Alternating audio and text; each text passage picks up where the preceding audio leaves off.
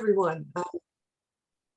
I'm Pamela Forward. For those of you who don't know me, I'm President and Executive Director of Whistleblowing Canada Research Society, and a very warm welcome to all of you this evening. I'm joining you from Ottawa, and therefore would like to acknowledge that I am on the traditional unceded territory of the Anishinaabe Algonquin peoples. And for those of us who are joining us for the first time, we're a nonprofit registered charity dedicated to advancing education on the whistleblowing phenomenon through research and sharing the knowledge publicly. So this is the first in the season series of webinars to that end. And I know you're all anxious to hear from Dr. Jennifer Fraser and her work on this topic, the Degradation Ceremony. So without further ado, I'm going to turn things over to our moderator, Dr. Paloma Rago, who is Assistant Professor in the School of Public Policy and Administration at Carleton University. Paloma is also a member of our Board of Directors. So Paloma, over to you. Thank you. Thank you, Pam. My name is Paloma Rago. I am a faculty at the School of Public Policy and Administration at Carleton University. I'm also the director of the Charity Insight Canada project. It's a 5-year initiative dedicated in building knowledge infrastructure in the Canadian charitable sector and producing near real-time data on the sector. Today, I welcome you also to our first webinar this year. So I'm really excited that we have a stellar guest today. I have become involved with Whistleblowing Canada's Research Society since its founding by Pamela Forward. So Pamela and I and all of you today share this passion for knowledge, information, and accountability. Today, I have the privilege of hosting a talk entitled The Degradation Ceremony, Its Impact on the Brain. So Dr. Jennifer Fraser is the founder of The Bullied Brain. The Bullied Brain is an educational company aimed at child advocacy. I encourage you to go check the website called thebulliedbrain.com. She has a PhD in comparative literature from the University of Toronto and is an award-winning teacher and author. Her fourth book, and I repeat, her fourth book, The Bullied Brain, Heal Your Scar and Restore Your Health, will be published on April 15, 2022 by Prometheus, Roman, and Littlefield. I apologize. Roman and Littlefield. She writes a blog entitled How I Became an Unlikely Whistleblower, which is on her website, thebulliedbrain.com. The title is The Cognitive Dissonance from Whistleblowing. So just to let you know a bit about the way we proceed, especially if it's the first time that you come to a webinar. So our speaker will talk for about between 20 and 30 minutes. And during this time, I will be muting everyone in case people join us during the talk, so it's not disruptive. After the presentation, we will open the session to a conversation. Please note that if we are Zoom bombed, because unfortunately these things happen, I will close down the presentation and reopen to admit you and kick out the person who is doing the bombing. I also wanted to say that the best practice is to raise the hand, whether you're using the little signs, raise hand, or I'll see you and I'll take a turn. I encourage you also to visit the Whistleblowing Canada website. Although these webinars are free, open, accessible, Whistleblowing Canada is an entirely volunteer-run organization that welcomes any support, whether in time or funds. So please visit our website. So I invite Dr. Fraser to start a presentation. We will be recording the session, but stop at the question period to make sure that we have a very open and candid discussion. Dr. Fraser, up to you. Hi, everybody. Thank you so much for attending, and thank you, Paloma and Pam, for hosting. I have a sort of 4-part talk. I'm going to talk briefly about the degradation ceremony and what that term means and how it unfolds. I'm then going to talk about betrayal trauma, which is a psychological term that results from the degradation ceremony. I then will turn to the neuroscience to look at, well, if this happens to a whistleblower, what is it doing to the brain and body? And then once we have some of that knowledge, what can we do to recover if we've been put through the degradation ceremony, we've suffered the betrayal trauma, now we're completely traumatized, brain and body. How can we, well, I believe on the one hand, there's a preventative that we can learn from the neuroscience, and I also think that it offers amazing ways to recover. So the degradation ceremony is a term that was coined in 1956 by a sociologist.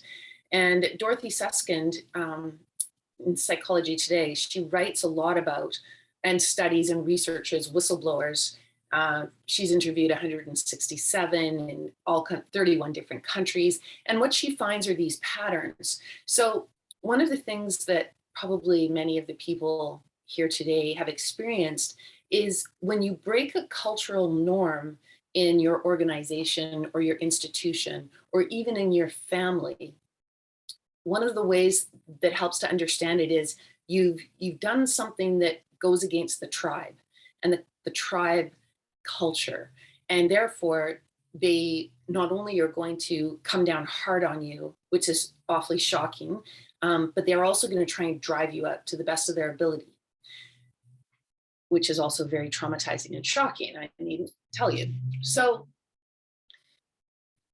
before we get to betrayal trauma, I just want you to think about the fact that many of us are not prepared or taught about this phenomenon, about how when you do the right thing, you commit the crime of telling the truth, you try to protect those who are vulnerable and in jeopardy, or you recognize corruption and you feel that it must be spoken about and addressed because, of course, it's corrupt, it's illegal, it's wrong, people are being hurt. And you expect that the tribe will thank you for this difficult, courageous act where nobody else seemed to be able to do it or willing to do it. You're the hero, you're the social hero, you've gone out and done this. Well, anyone who's been a whistleblower knows that the opposite occurs. The whole thing swings 180 degrees. This often happens to victims when they speak up about abuse as well. You end up getting re-victimized. So not only were you victimized by identifying the abuse, perhaps being a part of it, maybe being a target of it even, you get the re-victimization phase that happens when the culture turns on you and says, you know, in fact, it's you who's the problem, you are bad, you don't belong to the tribe, and you must sever ties. And this is when the sociologist found, so this is 1956, and I hate to say this, but anyone here who's been a whistleblower knows nothing's changed. Nothing's really changed since 1956 to now. We are still going through the degradation ceremony. So what happens, and this will be important down the road for the neuroscience, it's going to help us understand better what's happening to the brain. The degradation ceremony is not satisfied when the whistleblower or the person that spoke up about the family secrets or was just too talented and innovative and a high producer. All of these types of things can get you attacked and driven out. The degradation ceremony starts when they actually have gotten rid of you, you're exiled. And then they pile on the bullying. It doesn't stop. The sociologist, Harold Garfinkel in 1956, who coined this term, he says that you have the denouncer, and that could be a board of directors, that could be the head of the company, that could be a whole bunch of administrators, but the denouncer attacks you, the victim, and then he calls the people around that are part of this ceremony the witnesses. And the witnesses remain silent. They do not defend you. even though they might have been former colleagues, they might have been friends, they might have been people who knew how ethical or talented or innovative or high performing you were, and they don't do anything. And we're going to get to that in a moment with betrayal trauma. So the bullying continues, and you lose your identity, you lose oftentimes your career, your reputation, you get a black mark beside your name. And this is devastating, needless to say. Okay, so that's the degradation ceremony. Now we're going to switch, and that's Dorothy Susskind's work that she's doing on that fabulous researcher. Now we're turning to a different set of researchers, psychologists, Jennifer Freyd and Pamela Burrell. And they talk about, and they work on, and their research revolves around how it is that we can be completely betrayed and yet we're blind to it. So they talk about a whole different sets of examples of this. So they might talk about somebody in an intimate relationship with someone, the person is cheating on them, the signs are obvious, but they are blind to it. They can't see it. How does that happen? How can you be blind to betrayal? We can take that's a microcosm. We can take a macrocosm example and look at what's happening politically, where I'm sure many people say to themselves, when we have an internet and we have even in a democratic country, and you can fact check and you can recognize that the person who's in a leadership or a media position is telling you a falsehood, you are blind to it. You do not want to admit the betrayal. And so you actually shut it down. You don't see it. You literally don't see it. This can happen in institutions. And I would argue, this is one of the things that I see. I think when you have the witnesses, or in a bullying situation, you have the bystanders, you might understand that some of them anyway, quite a number of them, I would guess, aren't really seeing what's happening. They can't process what's happening. And this is where the research gets interesting. So why does this happen? How can we be blind to our own betrayal or to large scale, like political betrayal? And the research shows, so this Jennifer Freyd and Pamela Burrell, and this makes perfect sense. And this really is very understandable as soon as you think about a witness or a bystander. Why don't they do anything? Well, because they are dependent. They don't have power and they're afraid. They're not willing to sacrifice themselves like a whistleblower does. Yeah. So in the degradation ceremony, you might understand that there's a bunch of betrayal blindness going on, which can help the whistleblower understand the phenomenon, I would argue, and feel less betrayed. It's not necessarily that all the people, the witnesses and the bystanders agree that you are the problem and you are the bad person and you deserve to have your humanity stripped from you. They don't really go that far. What they do is they say, I cannot afford to see this, or I could be in the same position and lose my humanity. I could lose my career. I could lose my livelihood. I would self-destruct. I can't self-sacrifice. That's a very smart move if you think about it. And it takes a lot of the pain out of the feelings of betrayal. Okay. I've been a teacher for 20 years, so I'm dying to stop right now and ask you all if you get what I'm saying. Do you have any questions? But for the sake of just doing this sort of 20 minutes or half an hour, I'll just keep going. So now let's turn to the neuroscience.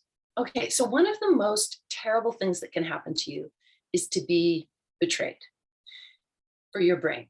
So what your brain does, and this is now the research of Dr. Michael Merzenich. Dr. Michael Merzenich is referred to or known by internationally as the father of neuroplasticity. He's absolutely brilliant. And he has done 40, 50 years of research where he's shown just how much our brains respond to environment. They are not static. They are completely malleable, dynamic, interacting with the world, with our bodies, with one another all the time. They're just miraculous that way, but they never stop. So when you get betrayed, what happens to you is your brain gets profoundly confused. It gets shaken. So it starts to malfunction, you could say. What it does is it doesn't understand anymore how to make meaning out of the situation. And this is why I think teaching people, especially like even children, we tell children to be bystanders, but we don't tell them how dangerous that is, how at risk they will be, the repercussions psychologically, physically, emotionally, and neurologically will be for them. We just sort of say, oh, you need to do this, this impossible childhood act of speaking up when things are going wrong. Adults can't do it. Only a tiny % of the population is that foolish, but you need to do it. I think that's absolutely irresponsible. And I think kids need to know this kind of information, like what it does to your brain. So when you speak up and the tribe, the organization, the institution, the community, your family turns against you and you feel betrayed, your brain just goes, oh, I don't understand I don't know how to make meaning out of this. This doesn't make sense. My tribe, my culture, my community, my family likely has told me from a very young age that I need to be a bystander, that when I see something wrong happening, I need to call it out. I need to report. If I see bullying or someone being hurt, I have to go tell a teacher. I've been told that since I was very young. Now I'm doing it as an adult and I'm seeing that the tribe is driving me away. So this is where the brain starts to go, is the problem with me? They all hate me. They have destroyed my reputation. They've taken my job away. They've ruined my career. The brain starts going, I don't know, is it you? Like, is there something wrong with you? Michael Merzenich describes these kinds of brain phenomenons as, and they can induce these kinds of conditions in their lab, and they study them. And they can make, as he puts it, they can turn a healthy brain into a depressive swamp, a depressive, suicidal swamp. And that is a brain that, as Michael puts it, cannot answer the question. And a brain that can't answer the question can't make meaning. And when it can't make meaning, it starts firing and misfiring. And the neuroscientists describe it as being full of noise and chatter. When your brain gets full of noise and chatter, you even less are able to answer the question. So let's think about this in a big way. What is the question? Well, the question might be, if something bad is happening, must I speak up or must I look the other way? Well, the brain can't answer that question because you're supposed to essentially do both. And I hope in this moment, all the psychology people here can see the clear roots of dissociation. If you're a child and you're being abused by an adult who has power over you and you're dependent on and is supposed to be someone who loves and cares for you, you can't answer the question. Is this a loving parent or is this an abuser? Is this person my caretaker or is this the person that hurts me? I can't answer that question because it's both. So I need to cut off a part of my own knowing in order to survive. So the brain's all about surviving.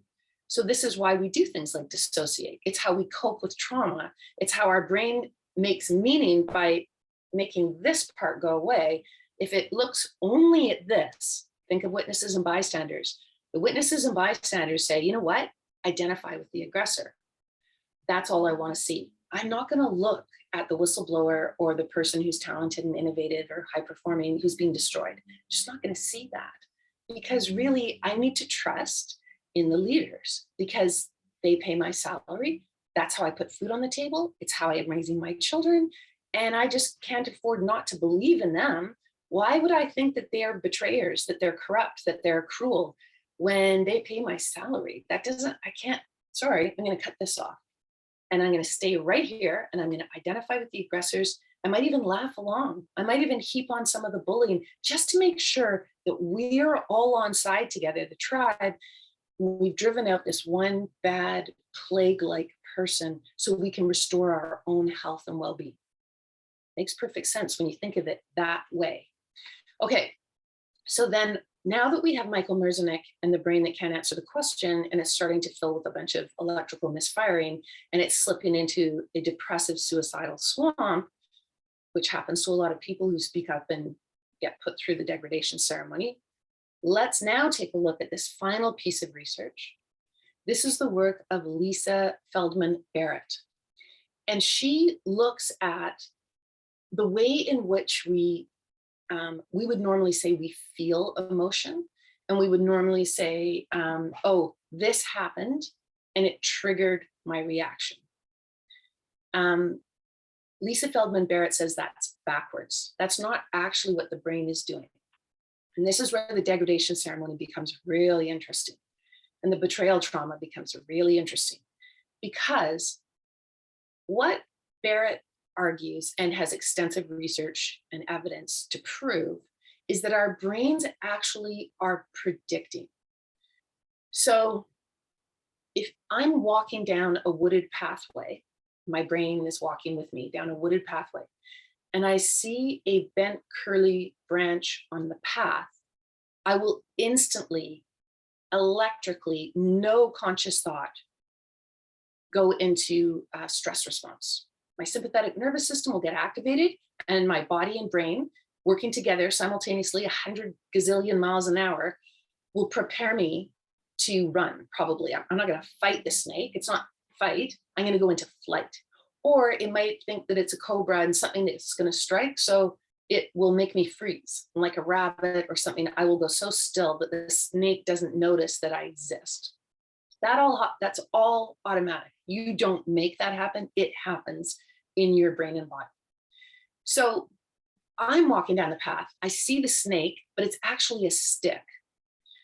So what Barrett shows is that the brain is constantly making mistakes. Actually, it makes prediction errors. I predicted it was a snake, but it wasn't. And the reason I predicted it was a snake is because let's say I'm 45 years old and I live in Australia, and I've seen a lot of snakes in my time, and I know what they look like, and I know they're dangerous, and I know what to do. So my brain is really ready for it, and it predicts accurately, if in fact it's a big, huge snake, what to do. But the brain is constantly taking its predictions that it's constructed from the past, goes through the filing folder really quickly. What is it? What is it? Oh, snake. Okay, run. I'm giving you the most simple example of this. We can make this a lot more complex. But in the past, when I saw that shape and it was a snake, that's the correct thing to do. But the brain also is constantly correcting its own prediction errors. So in split second, I think it's a snake, my sympathetic nervous system ramps up, gets ready to go.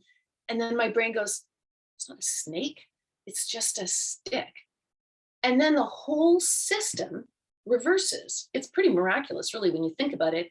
The brain and body go, oh, false alarm. That was a mistake. I'm taking present data, namely the thing is not moving. It's not a snake, it's a stick. I'm going to activate the parasympathetic nervous system.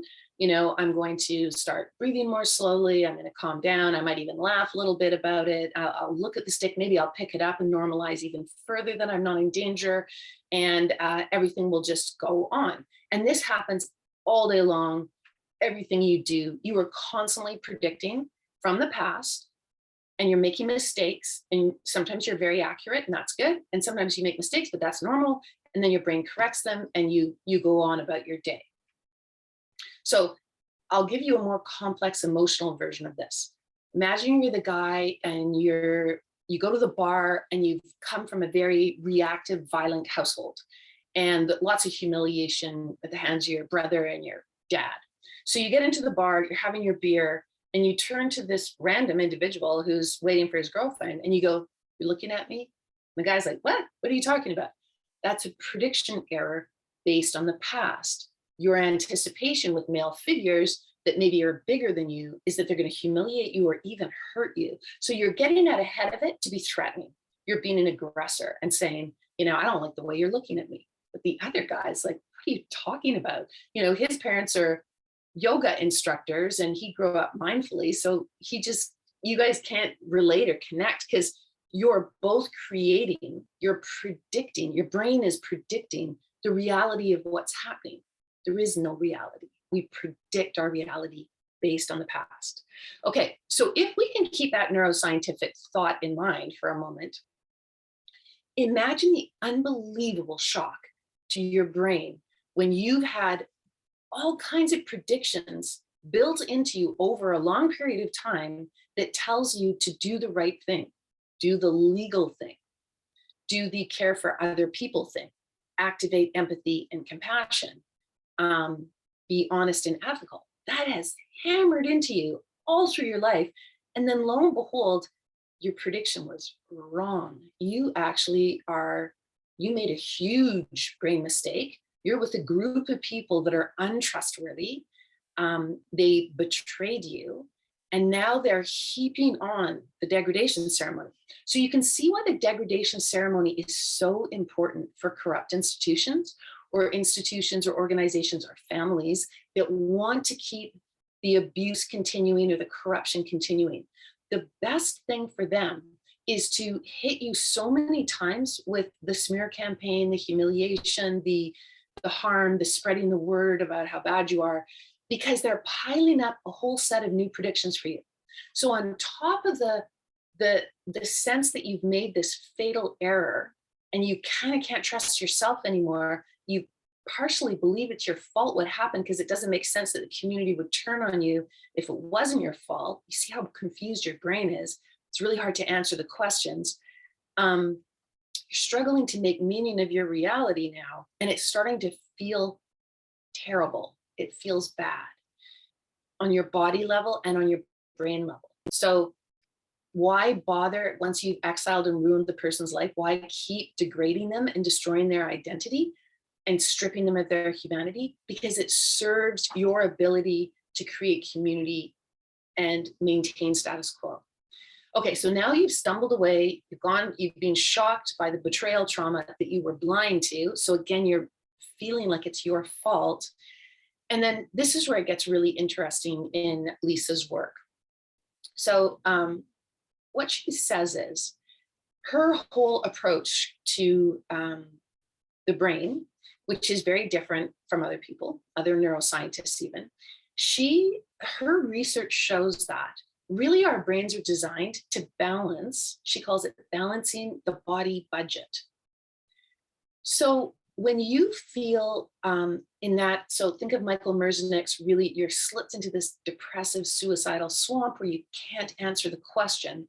You've been degraded and you've been betrayed and you don't trust yourself anymore because you had blinders on. Now they've been ripped off, but everybody else has them on.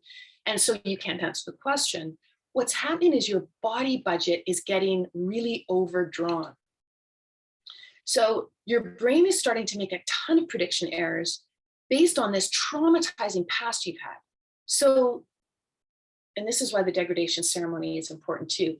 Think of all the good things you were told by the tribe leading up to the moment you became a whistleblower. That's gotten very muted. You don't believe in that anymore because you made the mistake of believing it once, and it's been proven to you that it was all just a lie. They're just going to turn on you like a pack of dogs if you do the right thing. And so you're just ethically and emotionally adrift. So what's happening is your brain is saying to you, okay, you're in danger. Like this is really, you're not a part of the tribe anymore. And if you're not part of the tribe, you won't survive. Humans don't survive alone. We need the structure and the cave and the fire of the tribe. So your brain starts really making mistakes with the body budget. It starts drawing on all your glucose. It's metabolizing glucose really quickly because it's trying to fill the lack of your danger. You're in a lot of danger. That's the message it's getting from how you feel. All this misfiring is telling the brain that you're in a lot of danger. You're on your own. You can't understand anything anymore. You don't know how to make meaning. You're kind of self-destructing. So it starts giving you all this excess energy, which makes you then feel depleted. And so once the brain realizes that it's out of whack and you're not processing properly, you're not getting the right food, you're not getting the right sleep, all the symptoms you get with this, it tells you to shut down. It decides that it's got to keep the resources it can't afford to lose anymore because you're so out of control. So it gets you to get small and stay very still and not leave the house and get bombarded by other people's energy and sensory data from the world because it sees that you've got a really big deficit. All this is more prediction error. Like it, again, the brain is not in the present, understanding that actually you're safe. You need to start working to get another job. That means you need to get outside and see people. You need to surround yourself with a new tribe because bad luck for you. The last one was really destructive.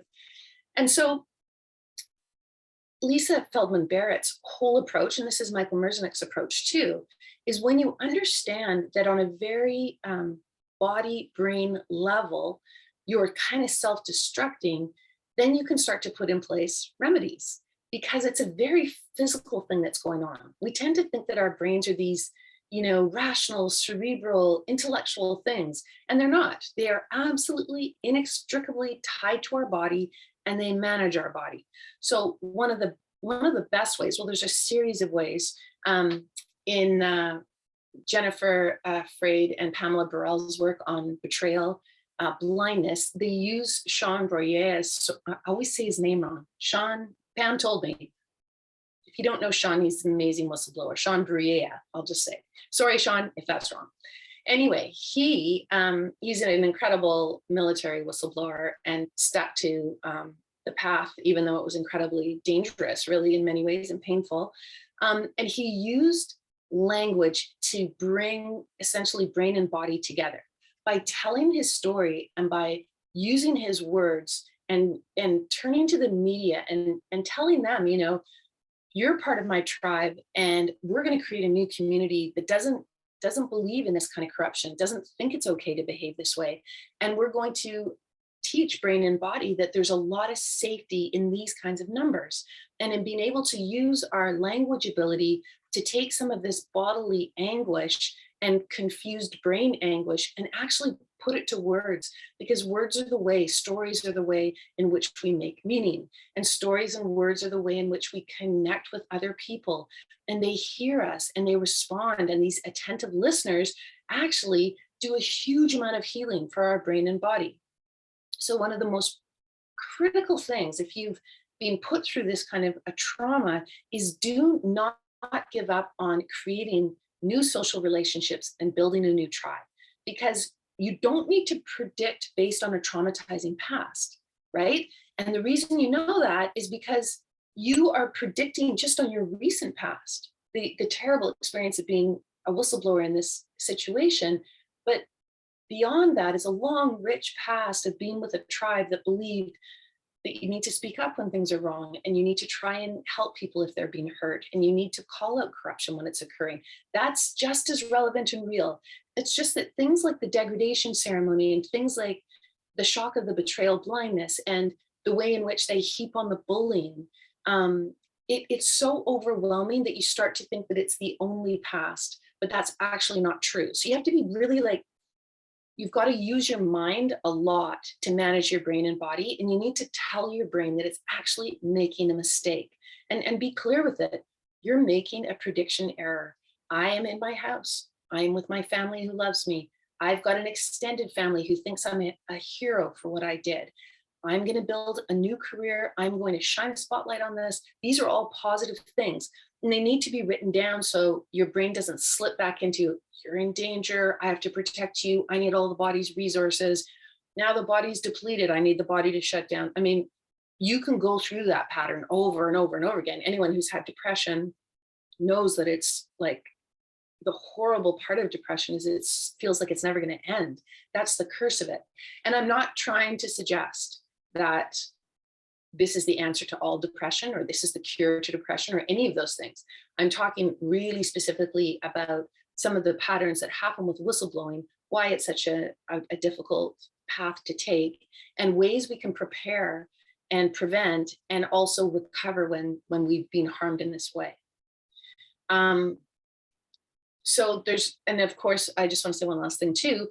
Who are the best people that we need around when we need attentive listeners and to unpack our story and to start to make meaning again? But mental health professionals. That is the beautiful relationship that you can develop with a counselor, and then take it out to when you are feeling more put together and your humanity has come back and you're in that sacred space of therapy, then you can venture forth because you've created a new set of predictions. You've worked out a whole series of predictions that aren't about humiliation or hurting you or trying to dismantle your identity. It's just the opposite. It's about building your identity up. And so the brain, it has a tendency, especially if it's something traumatic, as you all know, it will circle back to that because it sees it as the most threatening, but that leads it to make a lot of prediction errors. And this is where you see depression. It's where you see anxiety. Anxiety is a prediction error as well. It's anticipating so much upset and danger and failure in the future that it can't even calm down. So I think we'll end on that, and I'll just open up the floor and let people weigh in on their experiences and their thoughts on this. And yeah. Thank you so much. It was really enlightening, and at least for me, it gave me a lot of things to think about in the way in which I go and deal with, traumas and situation, and stop myself from reacting, and kind of stop internalizing some of these processes. So it's quite a lot. Jennifer, I'll let you maybe call people and